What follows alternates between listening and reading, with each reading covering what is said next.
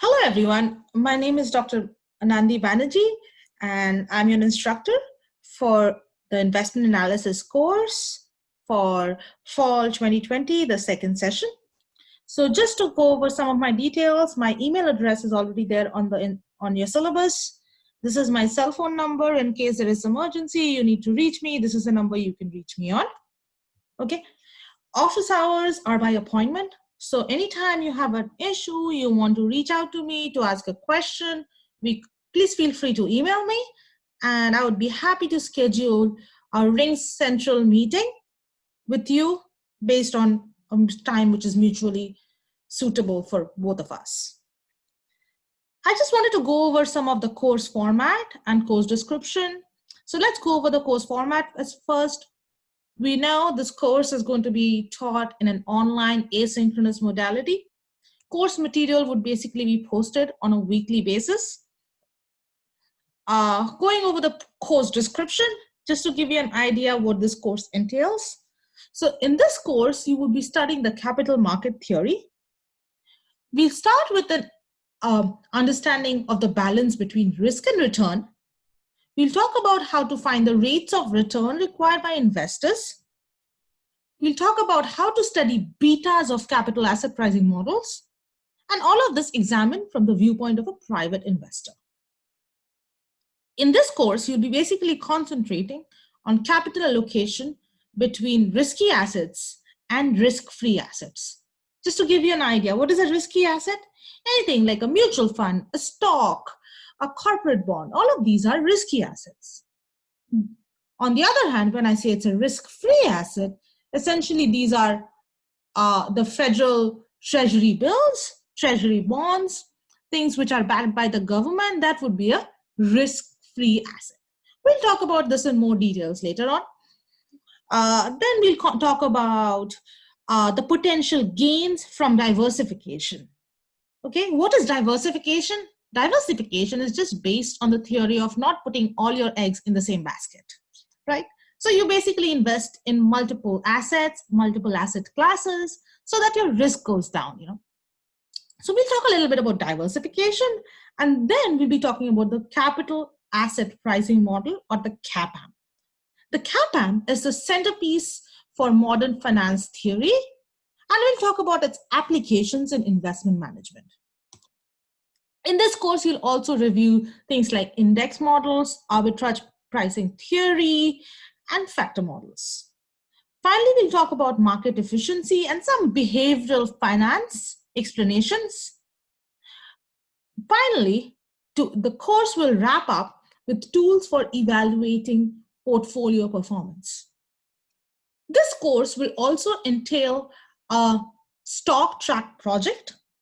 We'll talk about the stock track project later in more details, but essentially it's going to be management of $1 million portfolio. So $1 million of a virtual $1 million portfolio, and you can have any strategy you want.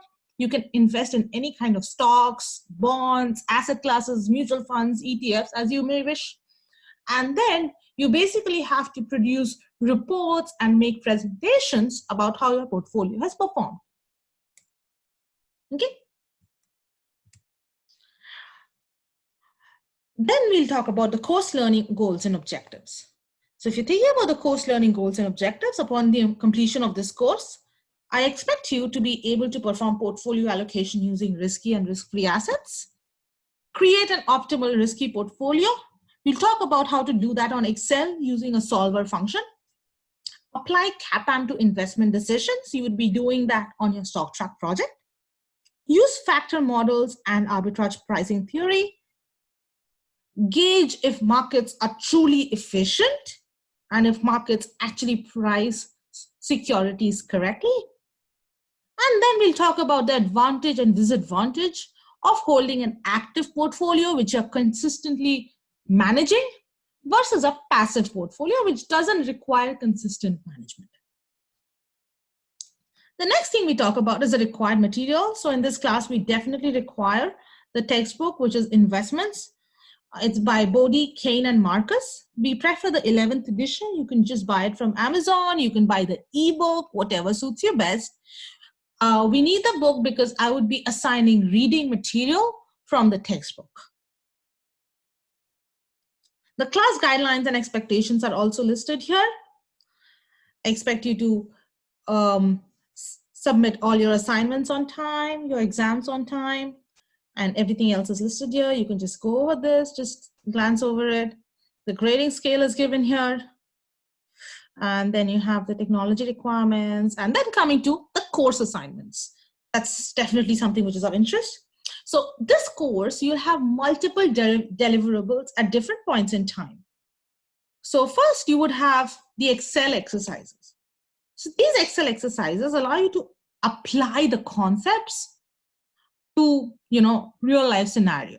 So in Excel exercises, you'll be looking at actual stock returns. I'll show you how to pull those returns and do various analysis on those data sets. Okay. This course would have 5 Excel exercises, and I'm going to drop the lowest score. Next, we would have discussion boards. Discussion posts basically would require you to first make an initial post, and then once everyone's posted, you can look, once you make your initial post, you can look at your classmates' posts and respond to them. We would have around 3 discussion posts in this class, discussion boards in this class, and that would be 9% of your total grade. Now coming to quizzes. Quizzes would be done on a weekly basis. So every week you'll have some quiz assigned based on the reading material. And the quiz is a great way to assess your understanding of the course concepts and to help you apply all the concepts into calculations. Every quiz will open on Wednesday night, that is Thursday early morning, and it will close on Sundays midnight. Your quiz has to be taken in one setting. And as you can see, we have 24 quizzes basically comprise of 24% of your final grade. So every quiz is around 3% of your final grade. The quizzes are all multiple choice. So as long as you're comfortable with the reading material, as long as you're keeping up to speed with the class, you should be fine with the quizzes. We also have a midterm exam. The midterm exam is a timed exam which allows you again to apply concepts and perform calculations based on the first 4 modules. The midterm exam is held at the end of the 4th week. Finally, we come to the stock track project. As you can see, the stock track project is 36% of your grade. So it's the largest component of your final grade, but I would say it's also one of the most exciting parts of this class. So in the stock track project, as I said, you would be working in groups of 3 students, and you would basically be managing a portfolio and preparing reports based on your portfolio, making presentations, and we would actually have 3 reports that needs to be prepared for your stock track project.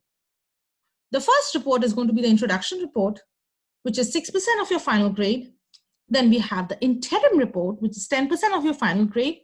And then the final stock track report, which is 20% of your final grade. So for this exam, for this course, we do not have a separate final exam.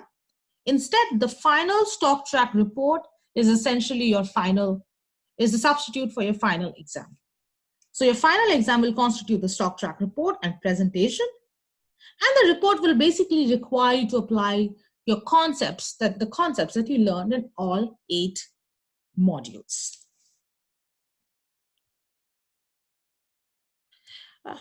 Next, on your syllabus, you can see there's a course outline that basically gives you an idea about what to look for in a particular week. So let's look at week 1. In week 1, you have some reading material from chapter 5, Bodike and Marcus. If you look at the module overview page, you would know exactly what modules to look at or what portions of the chapter to read. You would have to do some class introductions. Please make your class introductions by Wednesday. I would also divide you in groups of 3, and I would want you to make a team introduction by 11:55 p.m. on Sunday. And this is the following Sunday. Okay. what are the deliverables for this week? This week, you basically just have to take the quiz and you would have one Excel exercise. The Excel exercise would be described in your module overview. Okay. The other thing I want you to do in this week is to start your stock track project.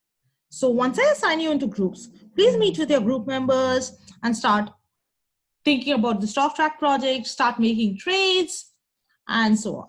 Okay. So that's what you're looking at for week 1. And similarly, if you go over the syllabus, you can actually see the course outline for week 2, 3, 4. At the end of week 4 is when you have your midterm exam. And then week 5, 6, 7, and 8. Week 8 is when the course ends. And that's when you have your stock track final report due as well. Okay. Thank you, everyone. Let me know if you have any questions regarding the syllabus. Look forward to your semester.